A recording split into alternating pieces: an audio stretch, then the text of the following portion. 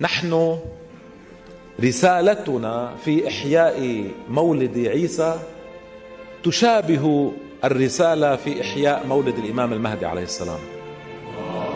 اللهم صل على محمد وعلى محمد. لأن رسول الله عيسى بن مريم بحسب الروايات التي وردت في النصوص الإسلامية هو وزير المهدي الأيمن، هو شريكه في الحكم على مستوى الوزارة الأساسية كما هو التعبير في الرواية.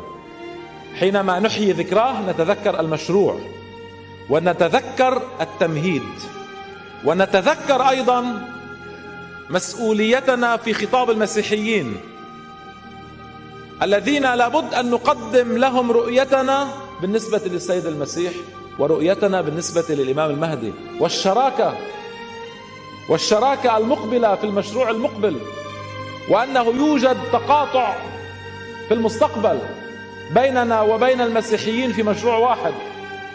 وهذا يمثل رسالة سلام، يمثل رسالة محبة، ويمثل رسالة رحمة.